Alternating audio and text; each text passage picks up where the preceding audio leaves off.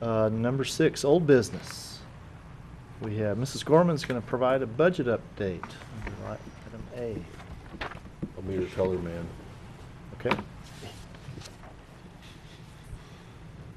Getting to that time of year.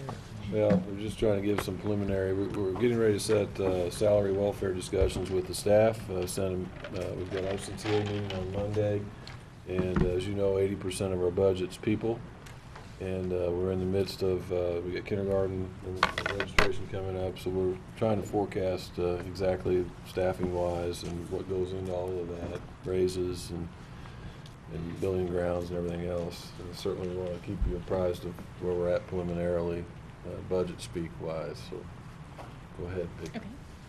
I wanted to talk a little bit tonight. There's a lot of numbers that are being discussed if you listen to any statewide news about the budget, the state budget. So I kind of wanted to talk a little bit about that and put some of those numbers, some meaning behind some of those numbers and what that actually means for our school district. Just a little bit about the state budget process. Typically what occurs is that the governor's office and the legislative leaders agree to some level of tax revenue that will be received. And what this is called is the consensus revenue estimate. However, for fiscal year 15, there is not an agreement. So therefore you have a difference between what the governor's office is proposing for the budget and what the legislature is proposing. So that's why sometimes you hear a difference as to what the school districts will be receiving. As you see, the governor's projection is 5.2% revenue growth, and the legislature is a 4.2% growth. So the difference is approximately $215 million. As you know, the foundation formula is the largest single revenue source that the district receives. So it's important for us to follow what we are going to be receiving from the state. The current formula is based on Senate Bill 287, which was passed back in 2005. And it includes a formula as to how those funds will be distributed to each school district. And I think Nancy included in your packet, we could talk, not that anyone would want to, but we could talk for a couple of hours about the nuances of the state foundation formula. But I just included a 101 packet within your board information to get a little bit of the details behind the formula, how we receive our money from the state. So I won't go into that detail tonight. Just a reminder, this is just a graphical view. For fiscal year 14, we are budgeted to receive 33.43% of our revenues from the foundation formula. Fiscal year 14, and we're talking again statewide, the foundation formula is underfunded by $600 million. If we had a fully funded formula, our state adequacy target, which is a component of the foundation formula, would be 6,716.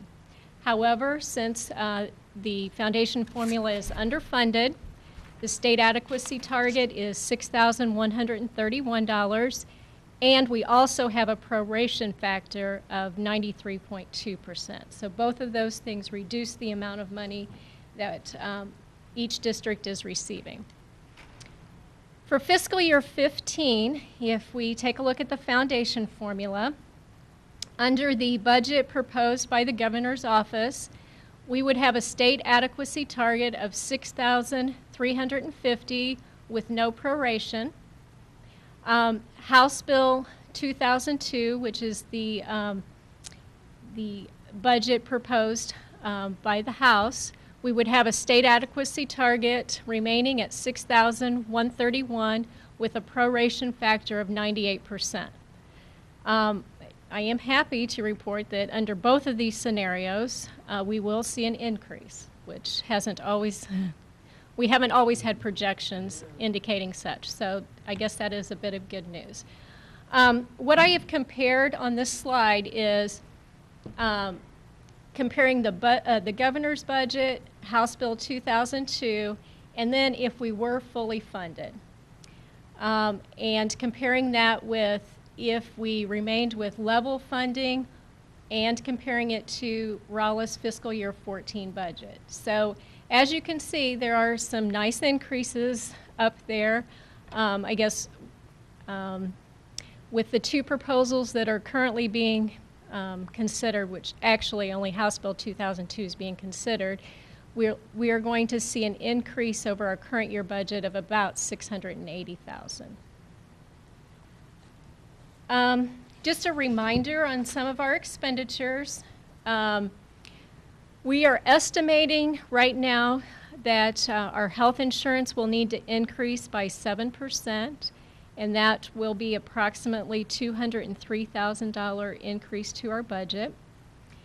If we support movement on our salary schedule for all of our staff, that equates to an increase of $320,000 to the cost of our salary expenditures. That's salary and benefits associated.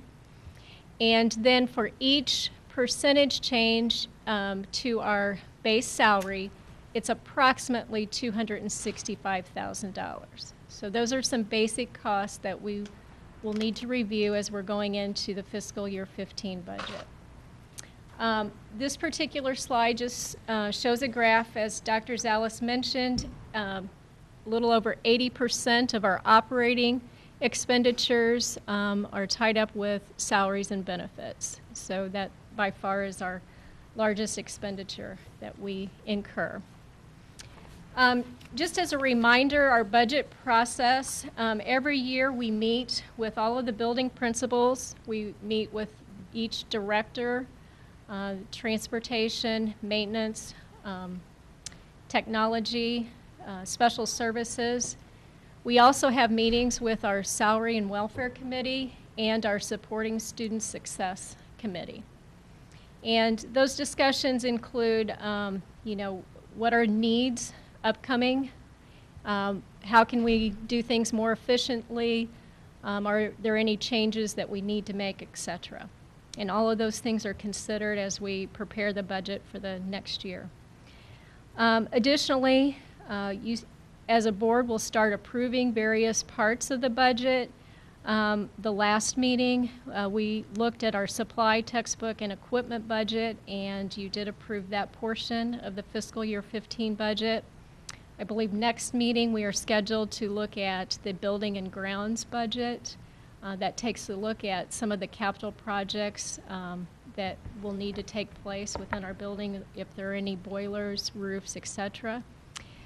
And that will be reviewed at the next board meeting. The first meeting in May, we will take a look at our salary schedules and have a recommendation as far as movement on the salary schedule and if there will be any base changes. Those discussions, again, as we meet with Salary and Welfare and Supporting Student Success, we will discuss those items as well. Finally, in June, before June 30th, we were required to approve the entire fiscal year 15 budget. So that's a little bit about the budget process. Just a reminder, our fund balances, we ended fiscal year 12 with unrestricted fund balances of 39.15%. Last year, we ended at 36.8%. We are budgeted to end fiscal year 14 at 29.85%. Historically, we have ended higher than what we have budgeted because we tend to have better revenue results and our expenditures are less than budgeted. So that is kind of a snapshot of where we are, and I will certainly entertain any questions that, yes, Timmy. Vicki, in 13, it's was originally estimated at 30.76, but we ended at 36.8. Correct. Is Uh-huh. that spread normally that large that we end That up? was probably a little bit larger. I looked back. Typically, it's 3 or 4%. Okay. So that one was a little bit larger, but In the right direction. I'm sorry. In the Yeah. right direction. Yeah. In the, correct, yeah. yes, yes. Remember We've that- never have gone in the other direction. And we won't. And we won't. So we Be are standing playing, here. we are playing a deficit spend, as we've talked before. The fund balances are there to carry us through, economic uncertainties. And we're in the same position we've been over the last several years, going into a spring in discussions with staff about salaries and benefits, not really knowing what's going to happen at the legislature, but not dependent upon completely what happens there, because we have the balances. We've been fiscally responsible. We continue to move forward with projects and continue to be able to attract and retain staff. Remember the Camdenton salary survey? We still rank on the top there. Those our conference superintendents met yesterday. That's the topic of the day there, because we're all recruiting the same teachers, and hopefully we're recruiting from them. And that's the position we're in. And as I've pointed to the goals behind us here, you've supported that. Attracting and retaining staff is a cornerstone of what we've been doing. So it stands to reason that when we start the budget process, meeting with the teachers first, since that's 82% of our budget, is where we begin. But we're in good shape. And we thank you for that support, and we certainly thank the community for their support of that. Our levy is low in that same comparison range, as I pointed out in my presentation, and it hasn't been touched in 13 years. And we're proud of the fact we're conservative on that side as well. So we'll continue to move forward and keep everyone apprised as we know more. It may come down right to the end of the session before we know everything.